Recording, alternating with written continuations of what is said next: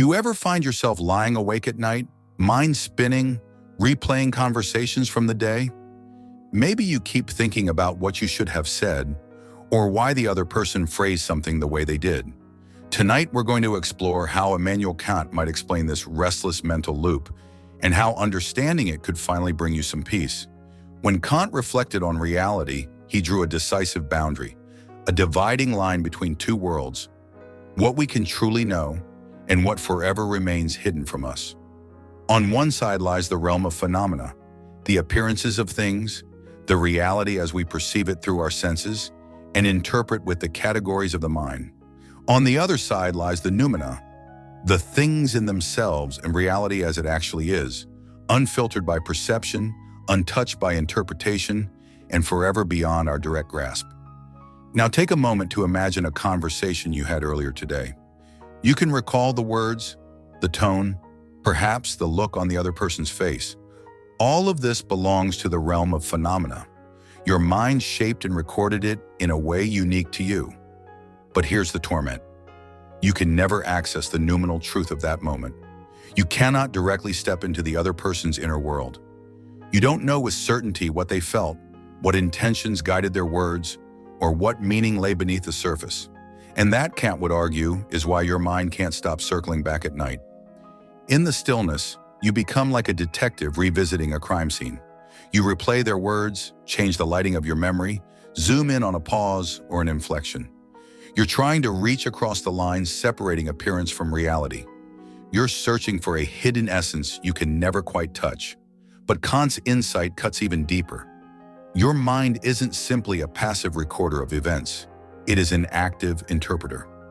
For Kant, the raw data of the senses is meaningless until the mind organizes it through its own categories: time and space, cause and effect, substance and relation. That means the conversation you remember isn't the pure conversation itself.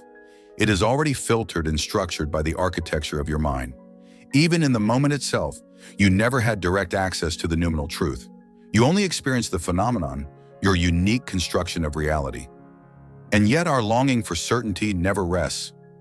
When someone's tone seems cold, we wonder if they were angry. When their words feel vague, we suspect a hidden meaning. When they hesitate before replying, we imagine doubt, judgment, or even deception. These interpretations aren't facts. They are the mind's attempt to bridge the gap between phenomena and noumena. And because that gap is impossible to close, our minds refuse to find peace. They circle back, again and again and again. This is why those midnight mental reruns feel so exhausting. In replaying conversations, we're not just indulging worry, we're wrestling with an impossible task, trying to know what, by Kant's account, cannot be known. It's like staring at the shadow of a tree and trying to reconstruct every leaf, every vein, every shift of the breeze, while knowing you only ever saw the outline. Worse still, memory is not static. It isn't a photograph frozen in time. Memory is more like a painting, and every time you revisit it, you add new strokes, new shading. Your mood today can darken a scene that once felt light or soften edges that once seemed sharp. So the conversation you're replaying tonight is not exactly the one that happened. It is the conversation as it appears now, reshaped through the lens of your current fears, hopes, and desires. Which means that in chasing the truth of a past exchange, you not only fail to reach the noumenal reality, you may drift further away from it. Each replay risks building a more elaborate illusion of your own making, and yet the pull remains irresistible. We convince ourselves that if we just think it through one more time, if we just catch the right nuance, the secret will reveal itself. The hidden intention will stand clear. But this is the illusion, the flame that keeps us circling, like moths around a lamp we can never touch. Kant would say this is not merely a quirk of overthinking. It is part of the human condition. We are beings who experience only appearances, yet we yearn desperately to know things as they truly are. Every conversation, every relationship, every interaction is ultimately just a meeting of appearances. We walk away with phenomena, and our hearts ache for the noumenal truth that forever lies beyond us. That is why night becomes the stage where our minds replay these scenes. Not because we enjoy the torment, but because we are drawn toward what always remains just out of reach. And Kant would remind us, reason, powerful though it is, has limits. It can illuminate the patterns of experience, reveal the structures of thought, and uncover extraordinary truths. But beyond a certain horizon, reason loses its bearings. It produces contradictions, it chases shadows. Not because it is weak, but because it was never designed to pierce certain mysteries. When you dissect a conversation late at night, applying logic to every hesitation and inflection, you are asking reason to perform beyond its proper domain. You treat human dialogue like a proof to be solved, when in fact it is a living exchange between beings shaped by emotion, memory, and hidden currents even they may not fully understand. Reason can analyze what was said, but it cannot fully decode what was unsaid. And yet we try, endlessly. We build theories. They said this because of that, which must mean they felt this, which explains why they… On and on it goes. But instead of closure, this often deepens the loop. We doubt our own interpretations, reinterpret them, then reinterpret those interpretations. Reason, which we hoped would bring clarity, becomes the very engine of our unrest. Kant compared this danger to a sailor lost at sea without landmarks. Reason can measure winds and stars, but without a coastline, without a grounding in experience, it sails in circles. In the same way, when you seek the absolute truth of another person's intentions, you have no coastline, no direct access to their inner world, and so the voyage has no end. But there's another layer, morality. For Kant, morality was not a matter of taste or culture. It was grounded in the categorical imperative. Act only in ways that you would will to become universal law. In other words, before speaking or acting, ask yourself whether you'd be content if everyone in the world behaved the same way. At night, when you replay conversations, you're not just searching for meaning, you're putting yourself on trial under this very law. You ask, did I speak as I should have? Did I respect the other person as an end in themselves, not just a means to my own pride, comfort, or gain? In the dark, the self-examination can feel judicial. You become witness, prosecutor, defense attorney, and judge all at once. Every word is weighed, every silence dissected. You ask whether your actions would withstand the test of universality.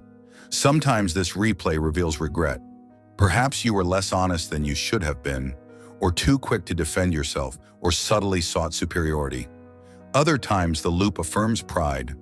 You recall speaking with courage, or defending truth, or respecting someone's dignity. In these moments, the categorical imperative is not condemning, but quietly affirming. You acted in harmony with moral law. But even here, doubt creeps in. Was your motive pure, or did you act rightly for the sake of self-importance? Kant would insist that true moral worth lies not in outcome, but in motive. Did you act because it was right, or because it made you feel good later? This distinction can fuel even more restless nights. And finally, Kant offers a deeper lens, transcendental reflection. This is not asking what happened, or what did they mean? It is stepping back to ask, how am I even perceiving this? What structures of my mind are shaping what I see? Transcendental reflection is like rising above the stage of memory and noticing the lights, the set, the architecture of interpretation itself. Perhaps you interpret hesitation as rejection because you've been rejected before. Perhaps you view politeness as concealment because in your past it often was.